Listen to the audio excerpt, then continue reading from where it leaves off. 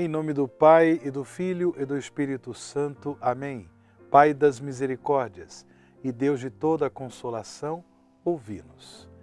É com alegria, irmãos e irmãs, que nós nos encontramos no programa Oração ao Pai das Misericórdias, neste dia 27 de julho de 2021.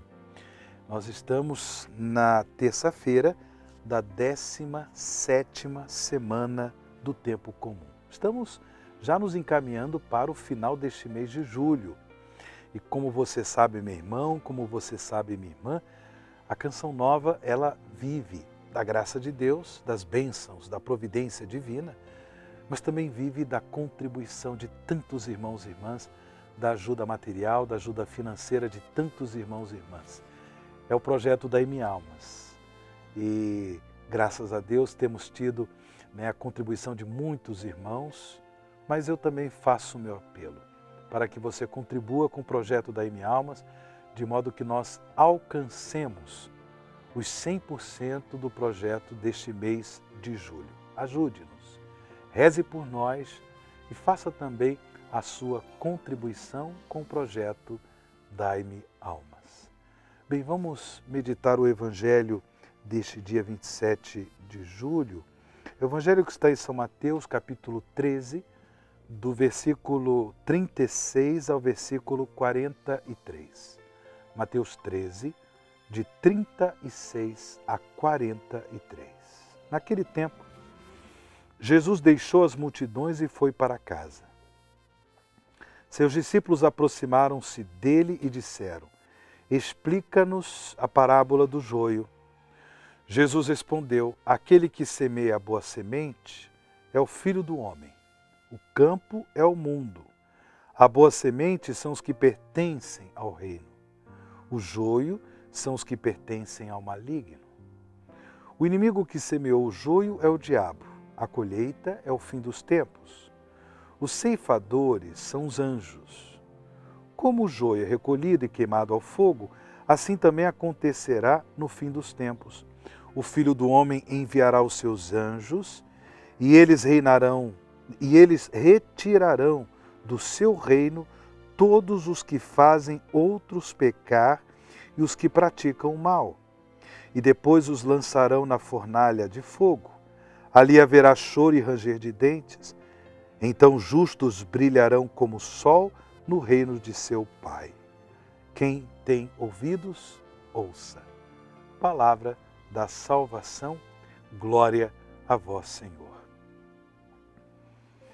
Nos deparamos no Evangelho de hoje com esta explicação que Jesus dá à parábola do joio e do trigo e do joio. Jesus explica às multidões, Jesus explica aos seus discípulos, melhor dizendo, o que significa esta parábola. Bem, a colheita é o fim dos tempos. Quando Jesus vier em sua glória para julgar os vivos e os mortos. E ali haverá o juízo final. Ali todos nós seremos julgados.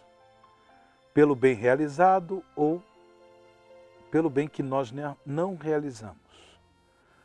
Seremos julgados também pelo mal que fizemos, por termos contribuído com o pecado de tantas outras pessoas. Como Jesus explica, ou seja, quem semeia a boa semente é o Filho do Homem. O campo é o mundo. A boa semente são os que pertencem ao reino. O joio são os que pertencem ao maligno. E aí, meu irmão? E aí, minha irmã? Você é joio do maligno ou é trigo do Senhor? É uma pergunta que nós também devemos nos fazer. O inimigo que semeou o joio é o diabo. A colheita é o fim dos tempos. Os ceifadores são os anjos.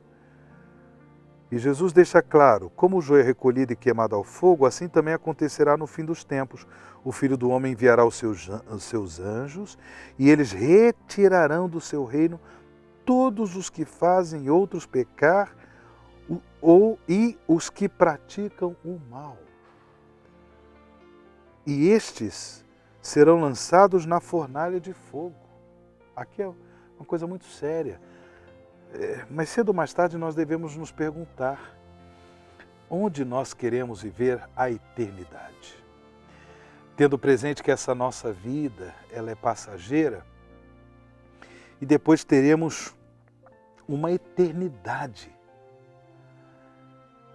E aí, sinceramente, irmãos e irmãs, devemos nos perguntar onde nós queremos viver para sempre.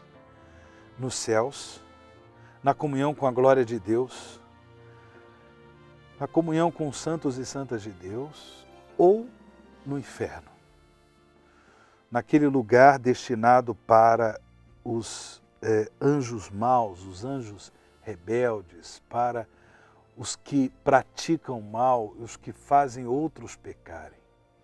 Onde nós queremos passar a nossa eternidade? E a resposta nós já temos. A resposta diz respeito às nossas ações, às nossas escolhas. Se no nosso dia a dia nós procuramos ter ações comprometidas com os mandamentos de Deus, ações comprometidas com os ensinamentos de Jesus, ações comprometidas com o reino dos céus, bem, pela misericórdia do Senhor, significa que nós já estamos entesourando para o céu. Nós já estamos construindo a nossa morada na eternidade.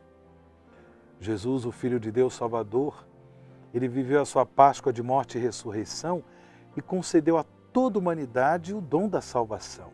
Porém, cada um de nós deve tomar posse e nós devemos nos ajudar uns aos outros para que, de fato, possamos todos nos encaminhar para a eternidade em Deus.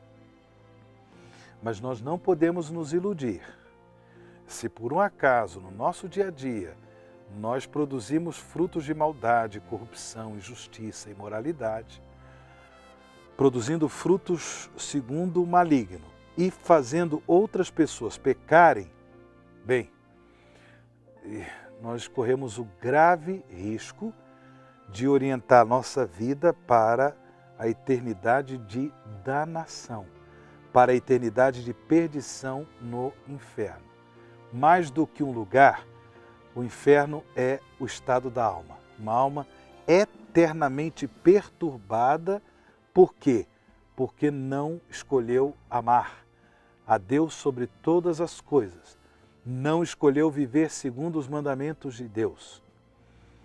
Por isso, a explicação que Jesus dá desta parábola do joio e do trigo, ela é uma explicação importante para nosso discernimento moral. Nossas ações estão conforme a vontade de Deus, conforme a palavra de Deus. Nossas ações produzem as sementes do reino dos céus ou são ações comprometidas com o mal, são ações comprometidas com o pecado, o anti-reino. Por isso, nunca é demais suplicar ao Senhor que pela sua misericórdia converta os nossos corações. Que de fato eu e você, irmãos e irmãs, sejamos trigo do Senhor. Essas sementes do reino dos céus, para produzir o maior bem possível no mundo em que vivemos, para o bem da nossa família, para o bem das pessoas com quem nós nos relacionamos, que realmente o reino de Deus seja difundido através de cada um de nós. É com essas intenções que nós rezamos a oração ao Pai das Misericórdias. Pai das Misericórdias e Deus de toda a consolação, ouvi a súplica confiante que vos apresentamos neste momento.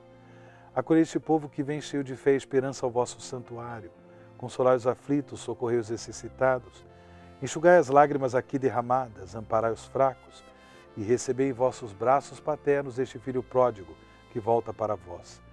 Dai-nos a graça de sermos instrumentos da vossa misericórdia na vida dos nossos irmãos, para que assim o vosso nome seja amado em nossa família e em nossa nação. Tudo isso vos pedimos por vosso Filho Jesus Cristo, que convosco vive e reina na unidade do Espírito Santo. Amém. Pai das misericórdias e Deus de toda a consolação, ouvi-nos. O Senhor esteja convosco, Ele está no meio de nós. Abençoe-vos o Deus Todo-Poderoso, o Pai, Filho e o Espírito Santo. Amém.